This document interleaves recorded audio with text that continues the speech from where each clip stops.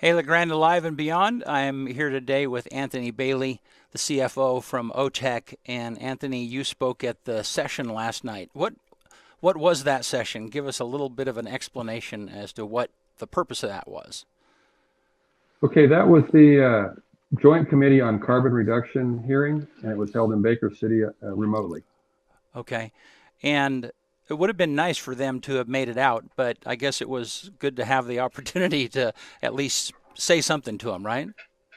Yes, it gave a lot of local people an opportunity to state their opinion and let the legislature know how they feel about this proposed legislation. Yeah. Well, and OTEC sponsored us getting that on our network, so we really appreciate that. You guys doing that. Um, what I mean, I wasn't actually there. Tell us about the atmosphere. It sounds like there were a ton of people that showed up. Well, there were about 350 people, would be my guess. The room probably held about 75, and there was a lot of overflow. Wow.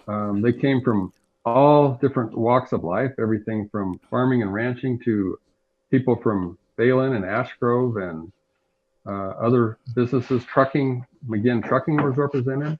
Yeah. So we had a pretty good cross section of people. Yeah, I was impressed with. I mean, people came from Ontario, from yeah. I mean, there was a ton of people there, and I don't know how many were there people that wanted to speak that didn't have the opportunity to. By far, yes. There were, they only had room for about 22 um, people to testify in an hour that they had allotted. Wow. And the list was significantly longer than that. Wow. How did they make the decision on who could go? It was first come, first serve. Okay. So then you were there pretty early. Yeah, I was fifth in line. Okay. But I ended up being about 10th, so they didn't really follow the line all that closely. But Yeah. Well, cool. Well, what were your observations of the people that were there? well, like I said, first of all, it was really interesting to see the volume of people that showed up, even when the roads were treacherous. I mean, the freeway was closed almost all day, and we had people from all over Eastern Oregon show up to testify on usually in opposition, but on either on opposition on behalf of this bill. Yeah. And a lot of different industries also. Yes, everything from trucking to mining to manufacturing and farming. Yeah. And I liked the representation of people that came from Ontario. I mean, there were several city officials, and I mean, brief me on who was there from that area. There were mayors, I think, from the city of Ontario. Um, the Yeah. other ones I'm not really sure of, but I do know that their testimony was really interesting from the standpoint that they talked about the businesses that had already left Ontario and moved to Fruitland and Right. the impact that this legislation would do to increase that exodus. Right. So, and for those people that might not have followed for those border towns, uh, that it would be if they're heavily taxed in one way or another, then it's not difficult. Well, I mean it's difficult, but it's not much of a journey to you know travel or relocate 10 miles to be on the other side of the border where you're not being taxed. Well, that's true. And you can look at it that in Ontario, all you have to do is go 150 yards across the river and Right. you can set up shop there and avoid the rest of the Oregon cost of employment. So, Yeah. Do you think I'm not familiar with this process, the legislative session process. Do you think that people you think they were listening? Do they listen in these kind of situations? well, we hope so. Otherwise we're wasting our time.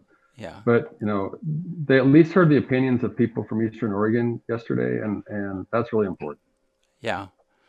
Now, who can you are you familiar with the people who represent us in this area and the people who have pushed the bill forward? Do you have any? Do you are you aware of that information? And I'm sorry, I kind of Well, sprung that on you. Yeah. that's okay. Um, Cliff Bentz is on the Joint Committee on Carbon, and Okay. he is deathly opposed to it. Okay. Believes that his goal is to minimize the damage because he thinks it's going to pass anyway. So, Okay. but his goal and desire is to educate and to try to impact the legislation in some way that will make it less onerous on the citizens of Oregon. And again, you and I have spent quite a bit of time talking about this in a studio setting, and really appreciate you coming on to LeGrand Live and kind of giving a synopsis of the details of the bill. But for those that don't understand, give me like a 1 minute pitch of why this is not good for Eastern Oregon. Well, everything we do requires transportation. And so, for instance, using manufacturing as an example, if you take lumber right now, a lot of the lumber is coming from 100 to 150 miles away going into the mills, or anything that's a finished product is going to go that same distance out. We have other employers like Balin Manufacturing where they produce a lot of goods that end up in California. So they're trucking it one way and not able to get a return haul coming back to Eastern Oregon that has something that is needed in our area. So their trucking costs are extremely high. And if you add 15 cents a gallon initially to the cost of fuel, that has an impact. And I think they estimated in their testimony last night that cost would be $120,000 a year. Wow. And if you look at the carbon bill itself, we're in the early stages of it. And there was an article that was done, and I'll send it down to you so you can insert it into this, but it was called Washington's Carbon Tax Take Two, and it was in the Wall Street Journal on October 28, 2018. And in it, they quote the International Panel on Climate Change, stating that the cost of carbon would need to be between $135 and $5,500 per ton to avoid a climate apocalypse. So let me convert that to what that really means. If a $15 tax on carbon is 15 cents a gallon, $135 on carbon is $1.35 per gallon. Now, to the other extreme, $5,500 tax on carbon would be $55 added to the cost of gasoline. So that's an eye opener. So the point of that was, and I think we talked about this before. So even the least amount it might cost us is like $600 a year per car. The worst Correct. case scenario, I mean, if it followed the trend, would be 20 or Over 30,000. Yeah. Over 25,000. So okay, and so that's kind of the projection of how it might affect us individually or companies in the source from transportation. But at the end of the day, and you explained this really well, at the end of the day, it affects us. It affects corporations in that if their costs go up, they're going to hire fewer people, which is going to end at the end of the day, it affects my life and your life because we have fewer jobs in this area. And Correct. that's where it has a huge impact. If we're increasing the cost of doing business for corporations in Eastern Oregon, then they're going to hire fewer people, or they're going to lay off people in order to be able to afford it. Yeah. Yes, or they're going to move their production to some other state that doesn't have a carbon tax. Okay. And for those people that are on the west side, since we have a lesser population area, then us losing even one of those significant manufacturing jobs or providers here in this area, that affects our smaller population in a much greater way than it would somebody else on the west side. Yes, in my testimony last night, I gave them some statistics when you look at jobs in the economy, and so I want to get those right. But it says in Baker County, the percentage of residents living below the poverty line is 17.7. In Washington County, which is one of the three metro counties in the Portland area, that same percentage is 8. The household incomes in Baker County are $43,765. In Washington County, they're $74,033. Losing an employer with 100 jobs in Baker County is equivalent to 13,996 jobs going away in the city of Portland. Okay. So and they would squeal if that happened to them. 100 Right. jobs is very important to us and very significant to our economy. Right. And I see that, I hear that, and I really appreciate you guys, OTEC specifically, for bringing this to the forefront and kind of waving the banner. And I don't know that it would be on my radar as much as it is if it weren't for you guys doing so. So thank you for doing that. Well, you're So welcome. yeah, so the governor is going to be at Ash Grove Cement this Friday. Is that correct? Yes, sometime mid-afternoon. Okay. So do you guys?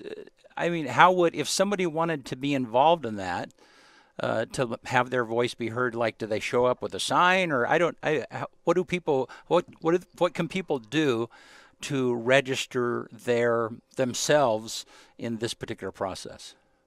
Well, I believe the governor is also going to be at the Regional Museum in Baker City somewhere around 3:30 Okay. on Friday as well. So that would be an easier venue for them to get to. Right. But yeah, I assume you could call the Ash Grove plant if you wanted to be out there. Um, I, the phone number is in the book. So Okay. Yeah.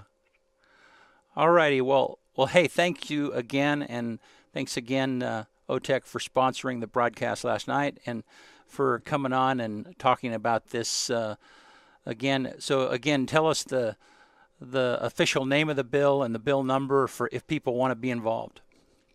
the bill is House Bill 2020, and I can't give you the specific Okay. name. We just refer to it as House Bill 2020.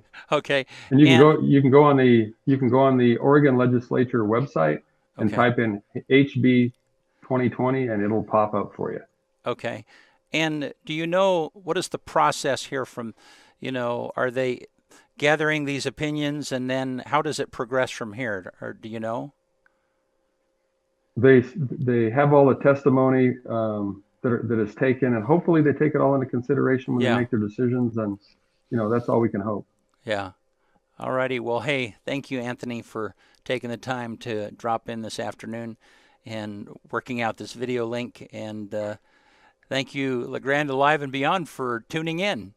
We'll Thank catch you you. next time. Okay, thank you.